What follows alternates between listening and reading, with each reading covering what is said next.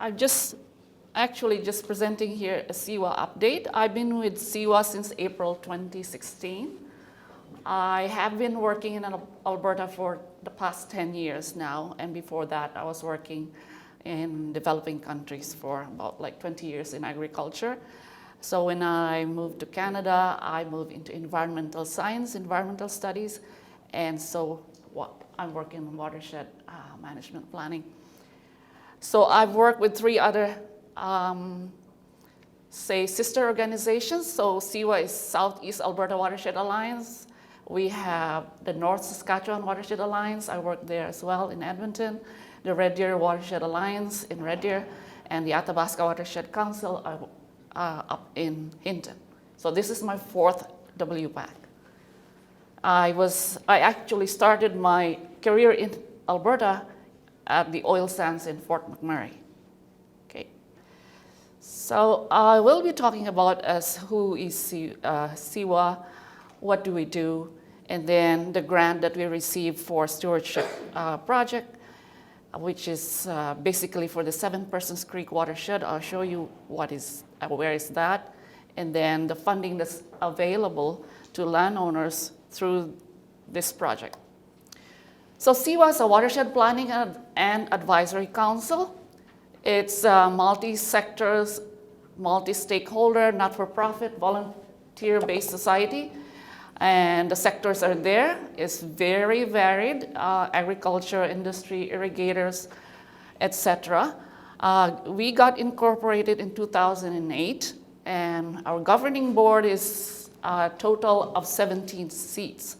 Right now, at our AGM in June, we filled 15. We have standing committees, executive, technical, and communications and policy.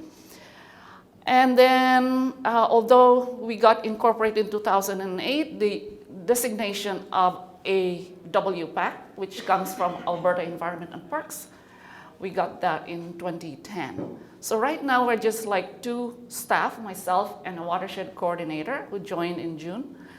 And then our project grant is around $250,000 per year from Alberta Environment and Parks.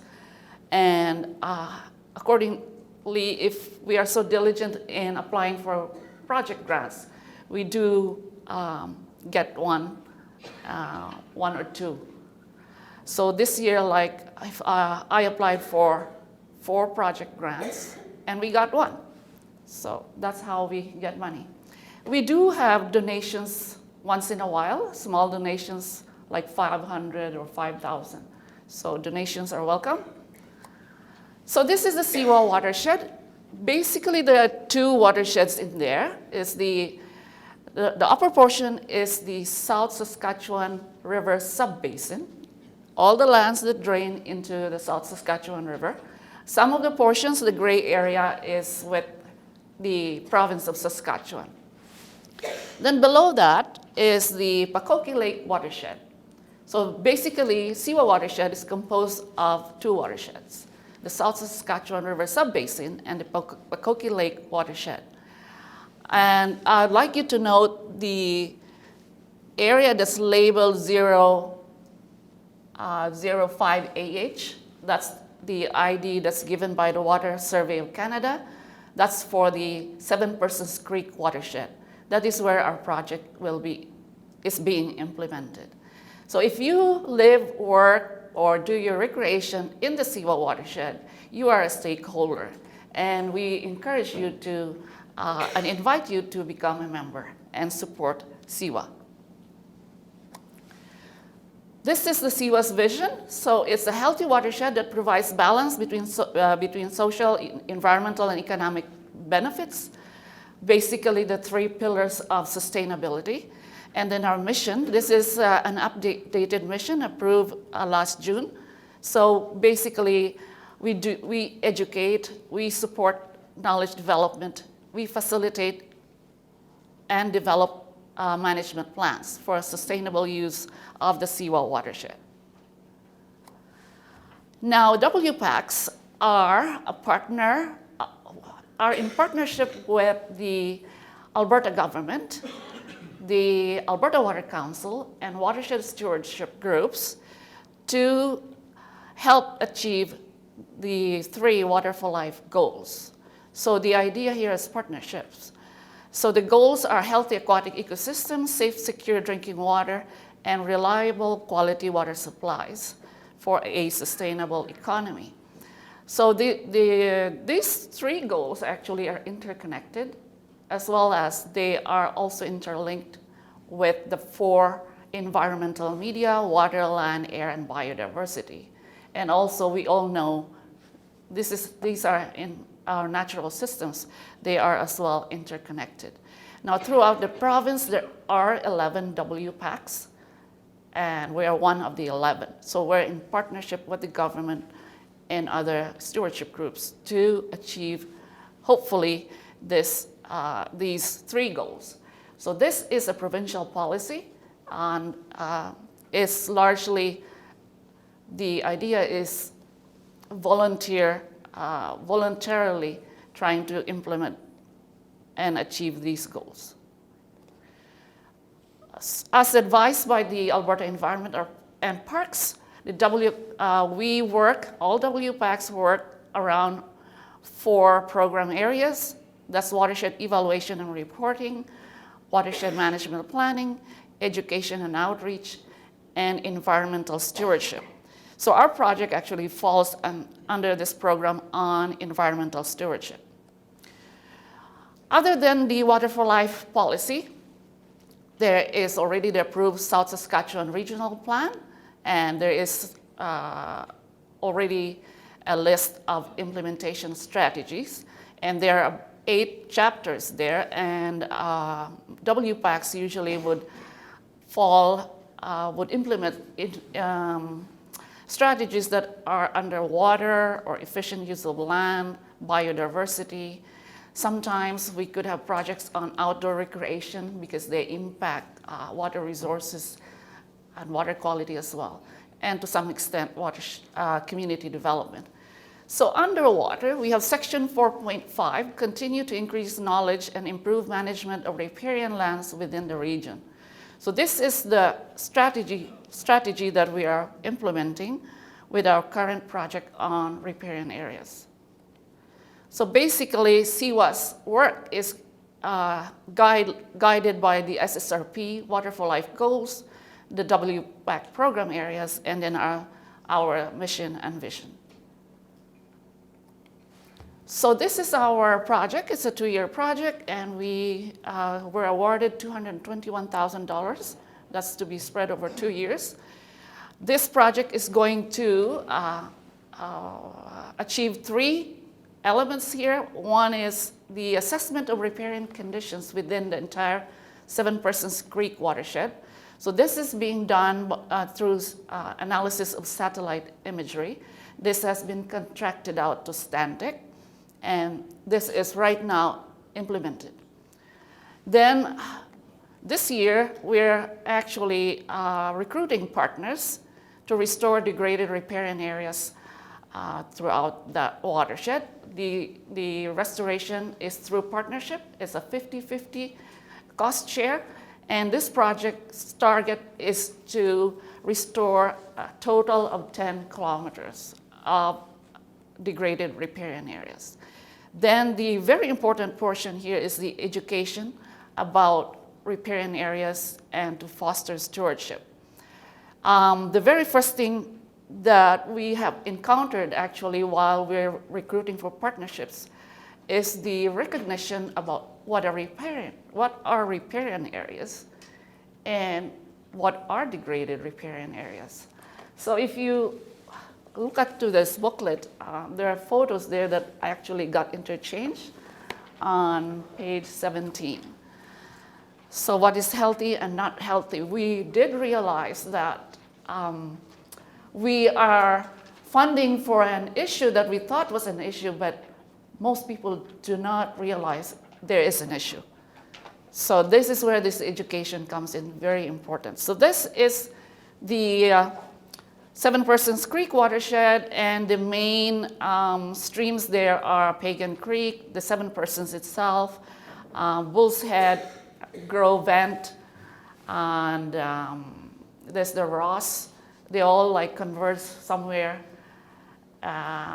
in Medicine Hat to join the South Saskatchewan River.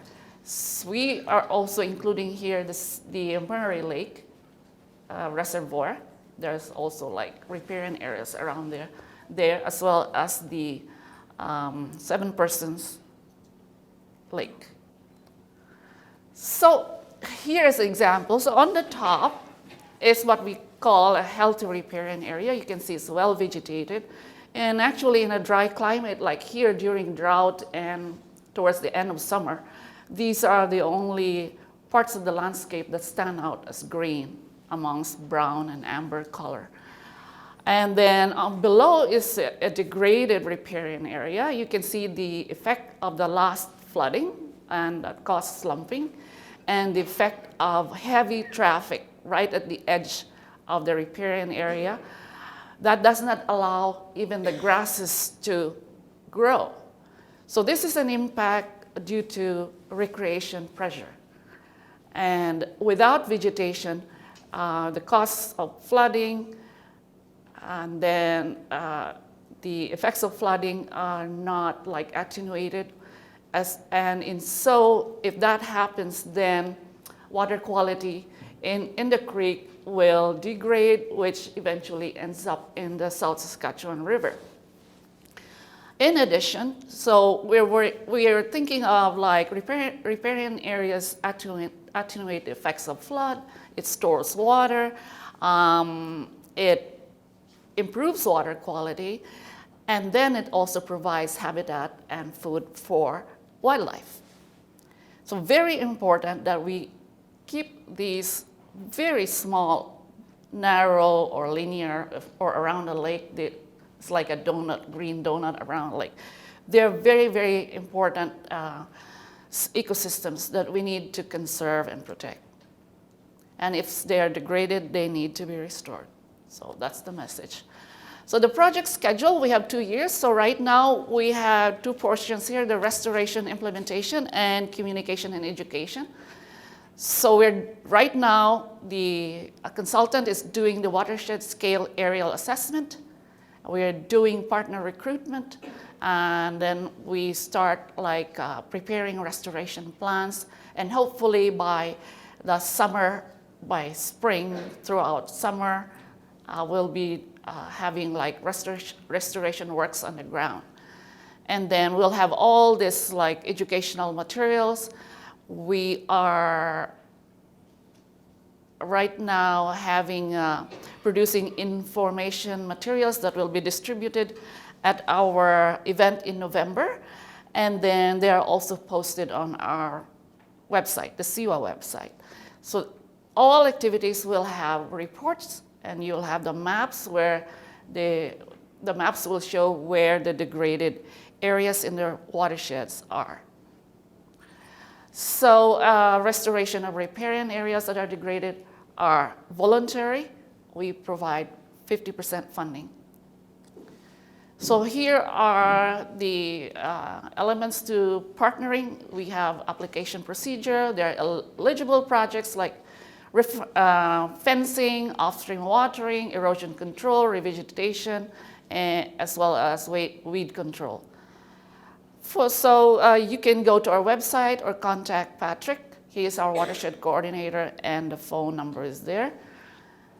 And then we invite everybody. We have an event in November, which is our project launch as well as educational forum, and the funding application procedure will be explained better. So thank you to our supporters, and Medicine Hat College, Cypress County, County of 40 Mile, St. Mary River Irrigation District, the Government of Alberta, and City. Thank you. It's time for a question or two if anybody has any questions.